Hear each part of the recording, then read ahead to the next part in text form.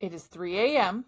You are wide awake, so alert, the most awake you've felt in the last day or two, right?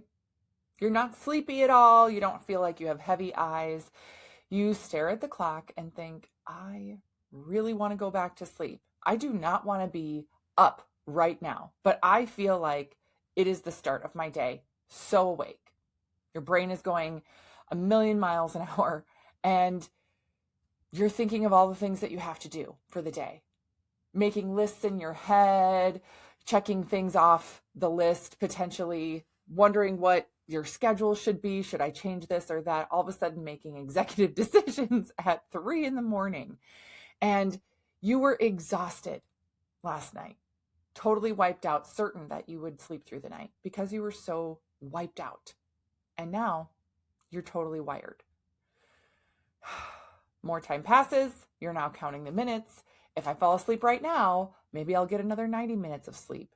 If I fall asleep right now, it's 75 minutes of sleep. Now, when you finally start to fall asleep again, it's often right around the time that your alarm really goes off. And you're thinking, oh, great. Now I actually have to get up for the day. How am I going to survive being this exhausted? And then the cycle just repeats itself. You use coffee, caffeine throughout the day, try and keep your eyes open, encounter a huge slump in the afternoon, and then again at night, you're so exhausted that you are certain you're going to sleep through the night, but it happens again and again and again. Now, there is a physiological reason that you continue to wake up at 3 a.m. It often traces back to your hormones, how your body is processing them, and we're going to dive into it today. So welcome back to the Female Health Solution Podcast. I'm your host, Dr. Beth Westy, and we're going to dive into why women wake up in the middle of the night so alert, not just, oh, I'm awake, I woke up, I have to go to the bathroom, etc. And you can fall back asleep, but you are the most wide awake at 3 a.m. and cannot sleep. And then we're going to talk about certain tests, certain benchmarks, and then what to do about it. The two things that I want to address here are cortisol and melatonin. Now, cortisol is your stress hormone. You are supposed to have some cortisol. Cortisol gets a bad rap, and cortisol is not bad, right? It is so much more than just a stress hormone. It is your get up and go. It gives you energy, it gives you focus, alertness, etc. It can actually help you regulate your blood sugar. It helps you respond to external stressors properly. It regulates your blood pressure. It impacts your immune system. There are so many things that it impacts and touches. And when your cortisol levels are right, within a certain window, then things are functioning the way that they should, and you feel good and you have the appropriate response. So for example, if you're driving in your car and somebody slams on their brakes in front of you, you have to use a reaction, a reflex, slam on the brakes yourself, have that response, and certain chemical reactions will take place in your body. Your breathing rate can increase, your heart rate can increase, your system can release some adrenaline even, your brain becomes more alert, you become very hyper aware of what's happening at that moment. That is what keeps you alive. That's what we want. Yay, thank you, cortisol. But when that alert response happens again and again and again, and your body doesn't get a chance to come down from that, that's where things get to be a little finicky in terms of your body constantly releasing the stress response aggressively throughout the day. Now, the normal pattern is supposed to follow a certain rhythm. A certain point at waking, it is supposed to elevate and spike 30, 45 minutes after waking, and that's called your cortisol awakening response, your CAR. It is your body's built-in cup of coffee, if you will, to get you up and moving and alert for the day. Now, a healthy rhythm is you wake up, it's at its highest in the morning, and then slowly starts to decline throughout the day. And you get the most energy in the morning overall. And that's why oftentimes we feel like I get everything done in the morning, etc. But if you are one of those people that thinks, I struggle to get out of bed, I feel like a zombie for an hour, it takes me lots of coffee and motivation to get going, and I actually feel the best at night. This is a huge red flag and a huge signal that your system actually has a reverse cortisol pattern. Yeah. So if you feel like I do really well in the morning and then I drop off a cliff, I totally crash in the afternoon and then I do okay again at night, that's also an indicator that your cortisol pattern can be too elevated and then drop really, really quickly. I see this all the time when we do hormone testing, because we look at your cortisol pattern. Doing a one-off cortisol test is not that helpful. It's way more helpful to see the entire process happen, to see, oh my gosh, my cortisol was elevated in the morning and then it came down too fast, too quickly, crashed. No wonder I feel like garbage in the afternoon. And then for some women, it just flatlines the rest of the day. You're so exhausted, you crash at night, but then your body's too alert in the middle of the night. That's a really, really tough pattern to be in. Now, your cortisol should really be at its lowest point when you're getting ready for bed. If it is not, if your cortisol levels are coming up, that means your system is revving up in the middle of the night. For some reason, your body's ready to fight a bear in the middle of the night instead of actually sleeping, resting, repairing. When your cortisol levels are lower, it's where your melatonin kicks in at night. And this is why also in the hormone testing that we do, we actually test your melatonin levels too. We want to know what's happening with that hormone as well, because cortisol and melatonin are counterbalances for each other. So many things in our system work as a seesaw, back and forth, back and forth, back and forth, right? Estrogen and progesterone throughout the month counterbalance each other. They should. Cortisol and melatonin, same thing, counterbalances for each other. I'm sorry, if you are just listening to the podcast, it's maybe helpful to go to the video of this so you can see what my hands are doing in terms of the counterbalance, back and forth and back and forth over this 24-hour period. Cortisol coming up, elevating, and then slowly coming down, and then melatonin being more active at night. And melatonin being at the appropriate level at night for you to help your system rest and sleep. Melatonin, it does help you become drowsy. It helps you become drowsy and sleep. And this is also a big indicator if you are somebody that wakes up in the middle of the night and your body's alert that cortisol is elevated, what else is lower then? Typically it's melatonin. So we need to learn how to address this. Is the answer just as simple as just take a melatonin? That'll fix everything. It would be great if it was. Not gonna lie. That would be great if it was that easy. But oftentimes it is not. It's not about just taking more melatonin overall. Now, can you take melatonin to help you get to sleep easier? Yes. There's a certain time frame for that too. You want to take melatonin maybe right after dinner or something. So it takes a couple of hours to really fully kick in. If you wake up in the middle of the night, sometimes you can time it to take the melatonin right as you're falling asleep, right before you go to bed, so that melatonin does kick in. Does that always work? No.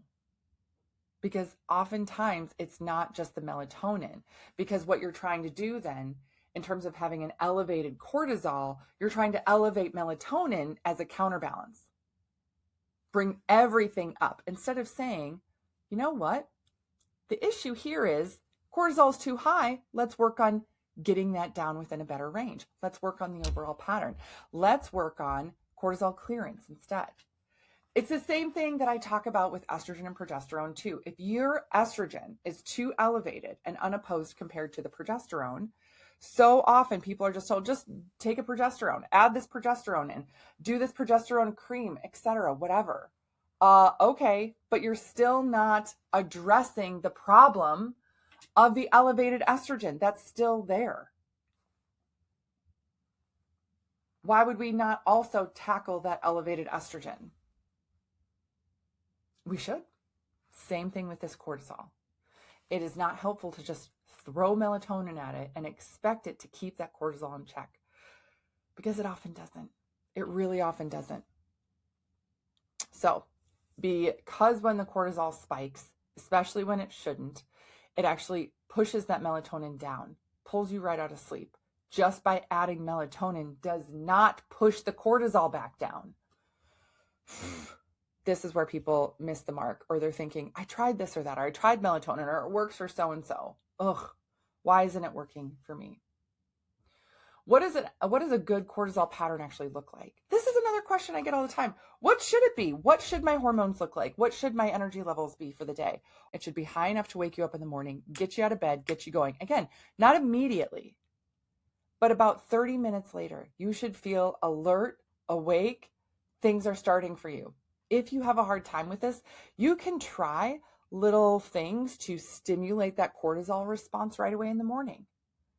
This is not the end all be all, by the way. And if you try some of these things and they don't show an improvement for you, then you need to start looking at something else. I'll list off a couple of the things here and then talk about why they may or may not work for you, so you don't feel like you're doing the wrong thing or feel like you're crazy. Waking up and getting sunlight first thing. Yes, absolutely. However, if your body is so exhausted that forcing yourself to get up really, really early in the morning just to get some sunlight on your face is not producing a positive result and you're not noticing that it's helping, then you might be at a place where getting that sleep is actually more beneficial to start. That might be the phase that you're in. This is why we do the testing that we do, because it's so important we recognize, okay, this is what's actually happening in your body. This is what's going to be the best first step for you to take. I went through this with someone last month. Yeah. She had been forcing herself to get up in the morning really, really early, and it's summertime, 5:30 in the morning. And of course she was waking up in the middle of the night. So she was not getting back to sleep properly to force herself to wake up and get that sunlight on her face for 10, 15, 20 minutes. And she would struggle to stay awake while she's doing this sunlight. And when I looked at her cortisol pattern, I said, listen, that might be something that we can layer in later. But for right now, what I'm seeing, it's actually going to be more beneficial for you to get sleep. Get the sleep. Your system's exhausted. Please get the sleep that you need. Please. She just started sleeping more. Going back to sleep, sleeping till 8 a.m. And she started to notice a difference, even though we were still working on the waking up in the middle of the night. I said, when you stop doing that, because it's a process, right? It's a process. When you stop doing that, then we can work on, shifting and changing the waking up in the morning and target that more. But for right now, don't force yourself to get up just because everybody online says that you should. It's not the right thing for your body to start with. And we just recently started shifting her to getting up a little bit earlier, 6:37, instead of sleeping till 8, because when she's waking up in the middle of the night, she's able to get back to sleep within 10 or 15 minutes now, naturally. It's a process. So that's one of the first things that you can try, of course, getting that sunlight, but it may or may not be the right thing for you. But again, it's a very common thing that can be really helpful. The second thing when you get up in the morning, and this is another tactic to help boost that morning cortisol, that cortisol awakening response, is jumping jacks. Do 25 jumping jacks, 30 jumping jacks, 50 jumping jacks, something like that. They don't have to be great jumping jacks. They don't have to look pretty. You don't have to have perfect arm, leg coordination with it. Jump up and down jumping jacks. Start with 25. You'll be amazed at how that gets your blood pumping cortisol response going in a gentle way. So for example, if you were to combine both of these tactics, and again, the recommendations that we make for people are really specific to you. So I'm just giving this as an example. But if I were to see your cortisol levels and recommend okay, you should sleep till 8. And then when you get up, give yourself 15, 20, 30 minutes or whatever.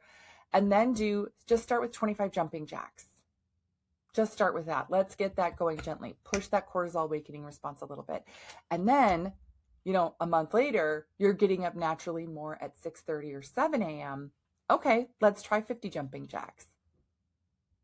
How is your system resting and repairing? It's so important that we're addressing these things. Now, here's the other complication along all of this. Of course, it's perimenopause. Perimenopause can throw a wrench into all of this because it impacts how your body calms down and winds down at night. It's about progesterone. Again, I mentioned progesterone earlier and the fact that when progesterone starts to drop or estrogen starts to rise and you have that unopposed estrogen or that imbalance, it can really impact how your body is able to calm down and wind down, especially at night. Progesterone is such a big helper for calming down because it helps increase the sensitivity for your GABA receptors in your body. Essentially helps your body chill out more. Soothing. It is supposed to be more soothing, more anti-anxiety impact overall, right? It is supposed to support your deep sleep. If your progesterone starts to decline too rapidly, you have stress on top of it, other gut disruption, things like that. Nutrient deficiencies are a big one here. Huge for a fast drop in progesterone. You're going to really lose that natural buffer that you had, and you're going to lose it fast. When this stuff happens slowly in our body, naturally, our system has time to adapt. Our system has the opportunity to adjust to what's happening. But when we are bombarded by life stressors, a gut disruption, and maybe your nutrient levels are low, maybe you have low ferritin or things like that, maybe your vitamin D has been low, and then all of a sudden your body has to put up with this drastic change and it starts to struggle to continue to produce the same amount of progesterone it used to. So it has that quick drop off. So the buffer is gone, the buffer between stress and wakefulness. This means that with that progesterone drop, your body is more reactive. It's more sensitive to stress. It's tougher to stay calm through the night, right? And again, the estrogen that is involved in regulating your body temperature, your mood, your sleep quality, that can also swing too. You can have night sweats, feel more restless. You can feel like you're falling asleep or I slept last night, but I didn't get a deep sleep. Or thinking, did I sleep last night? I feel like I got 5 hours of sleep and you slept for 8 hours. That's that light, fragile sleep with that estrogen that is all over the place. And again, if you are just listening to this, I'm moving my hands around. I say this all the time when I talk to my people on the phone. I'm like, I'm so sorry you can't see what I'm doing. I'm moving my hands around to describe what I'm doing. Yeah. But when you are under that chronic stress, here's one of the biggest things, that chronic stress on your body, your cortisol rhythm, it's going to flatten or it can even flip. And instead of that cortisol being elevated in the morning and low at night, it can be low in the morning and elevated at night. And that is one of the toughest patterns to reverse. It is absolutely possible to do, but it is so tough because oftentimes the things that you're trying to do to impact it positively are driving you further in the wrong direction.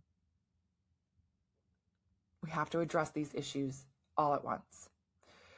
Now, why do we wake up at 3 a.m.? Why is it not 1 a.m. or just 5 a.m. when you want to get up? Because if you're like, oh, my alarm's going off at 6 and I woke up at 5:30, oh, that's not that big of a deal. No, it's not. But if it's 3 a.m., first off, when we look at the Chinese clock, Chinese medicine clock, 1 to 3 a.m., liver. That is your liver time. So that is the reason you're going to be waking up in that time frame, right?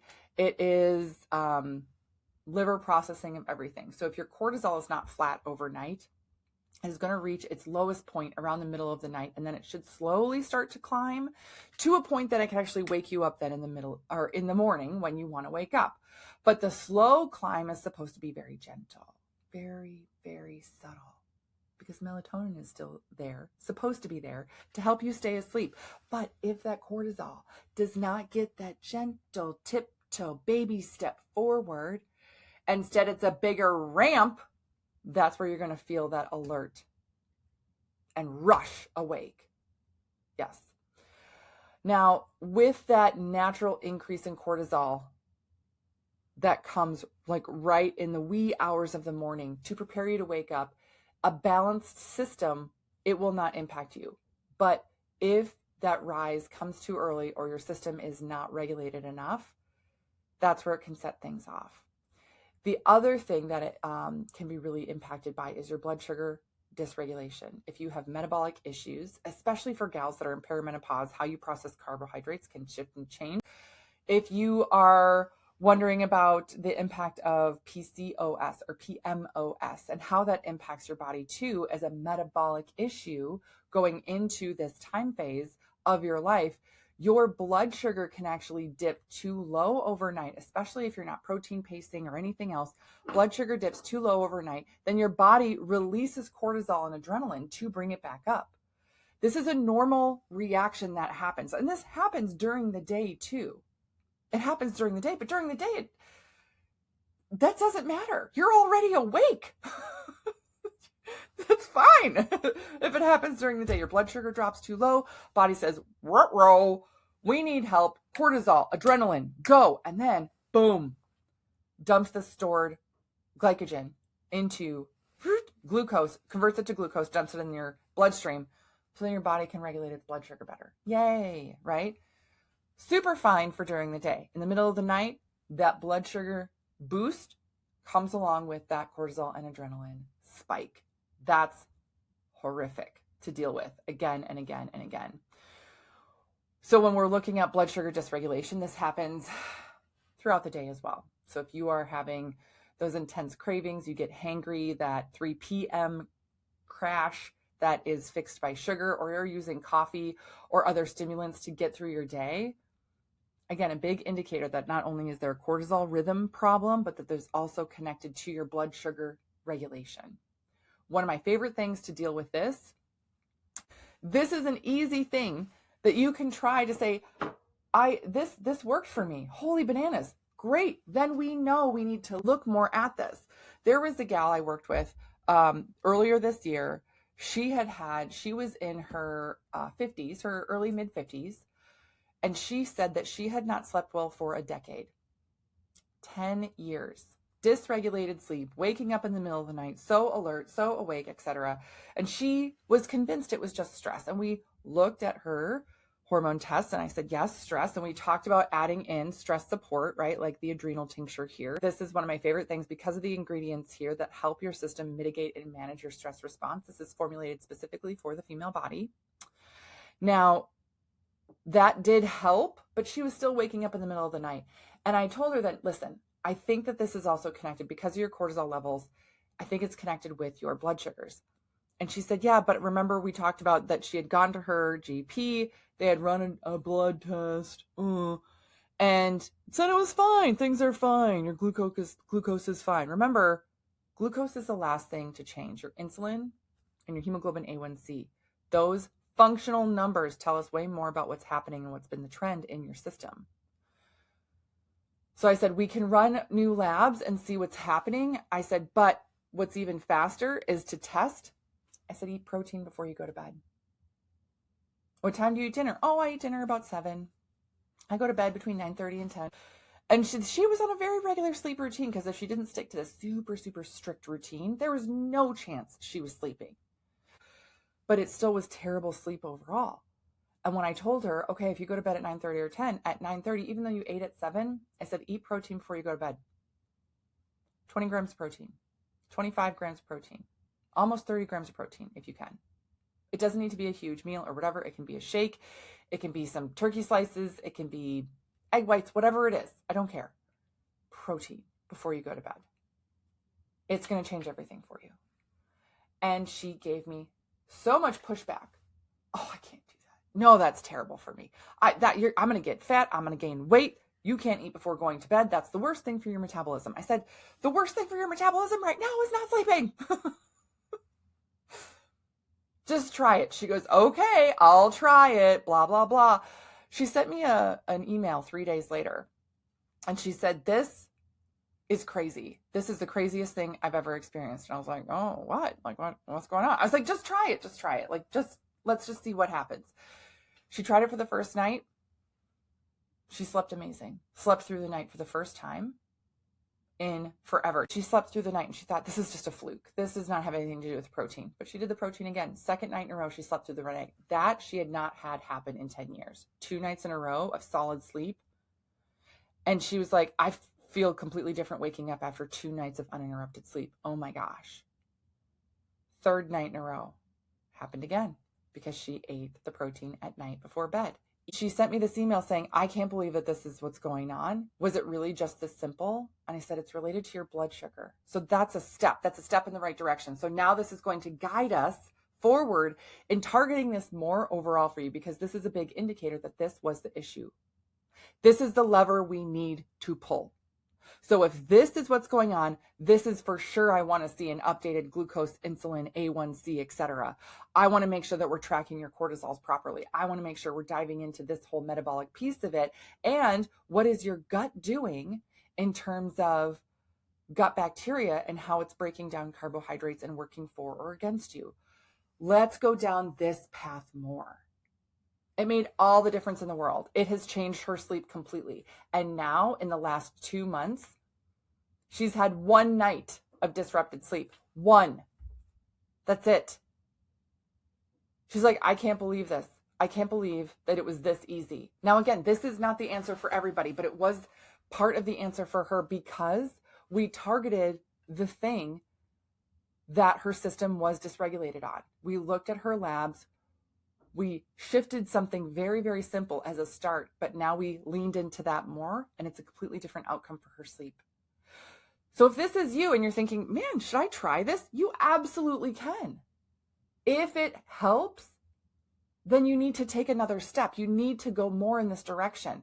It's important then to understand why your cortisol is spiking in the middle of the night, dropping that cortisol adrenaline rush in your system, which then dumps that blood sugar, and why that blood sugar cortisol connection is happening. That is the overall picture to look at, which is what we help you walk through. So again, go in the show notes here. There's a free download for you there. And if you're like, okay, yes, this is helpful. I tried this. What's the next step? It's a call. Set up a call with my team. Look at what that next step looks like for you. Because adding protein at night can be helpful, but this is just the first little taste of it, the tip of the iceberg. There's so much more to uncover. So much more to uncover. And it's also become so common to be just told, yeah, put up with it. You're getting older. Of course you're not sleeping well. It's just your hormones. It's just your hormones. So what if it's your hormones? Then yes, let's look at your hormones and get them working better for you. Now you might be thinking, that's it? That's all you got for me? I should sleep in if I need to. Otherwise, I should wake up and get light in my face and do some jumping jacks and then get protein before bed. Yes, that's a start. Beyond that, if you are not noticing a difference or you're thinking, okay, I did that, and it still didn't change. This is where you need testing and guidance and to take your system through a functional process. I'm going to talk about the functional process for just a minute because this is one of the most important things that people miss out on.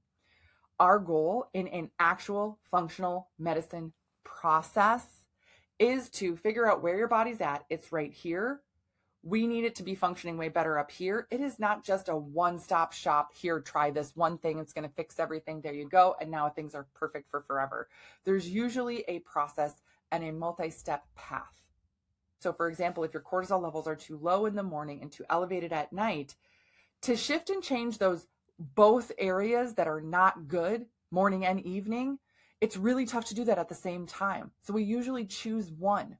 The morning can be really, really helpful. Let's work on boosting things in the morning for you, getting that going. And then once that starts to shift and change and you notice a change in energy, we can start to target more and pick on the evening cortisol and make a difference. Because if you're doing too many things too quickly or not supporting your system and not giving it enough time to make a positive change, you're actually causing more of a stress impact on your body by not following the right process. Even a good change can be seen as stressful by your system if it already has an issue processing stress. Not because you did anything wrong, but because that's how your body is seeing it. Super great, right? Yay.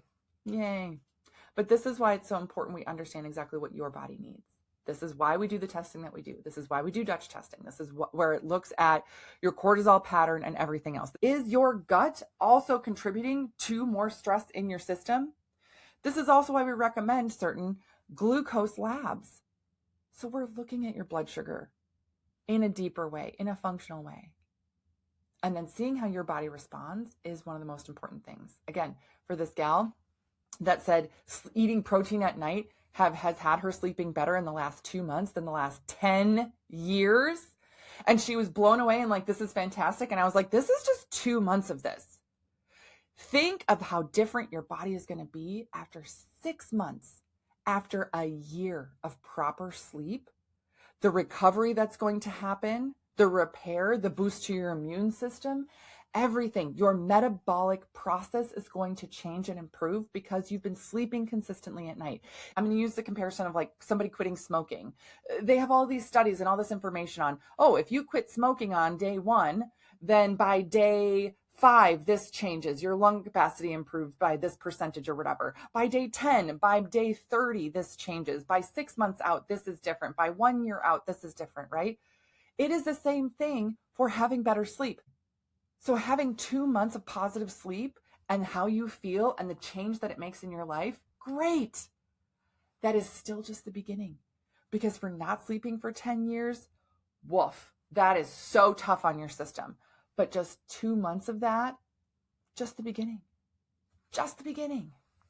But how we get you there and keep you there is what's the most important. So this is what I have for you guys today. Please let me know if you have any questions. I do have a free guide for you where we talk about the hormone cascade, how the hormones all connect with each other, this impact overall. So please feel free to download that, get that information, reach out to me with any questions. And if you're thinking, oh my gosh, I have tried some of this stuff and some of it's helping, the next step, honestly, is a phone call. It's a phone call. Have that conversation with my team. Talk about where you're at. And then again, how to get to that point and stay there on your own. That's our goal overall, that you're not having to do all of this crazy stuff all the time, that we take you through this process, that your body's functioning better and it stays that way. So thank you guys for being here. I so appreciate you. And I love so much the questions that I'm getting, the conversations I'm having. Again, you can leave comments here or questions below the video or in the show notes and everything. There's a ton of information for you. But if you're ever not comfortable commenting, do not hesitate to send me an email. I hear from women from all over the world. And I say this all the time because it's true. Because women have these questions and they want to know, how do I do this? How do I make this change? I've tried this, that, and the other. I'm so sick of running around in circles and not seeing any change. Because it's not because you're not trying. But it's usually that one thing that you didn't realize was going to be the biggest difference maker and changes the trajectory of the entire path in what we do. So again, thank you so much for being here. I so appreciate you. Have a great rest of your day, and I will see you guys later.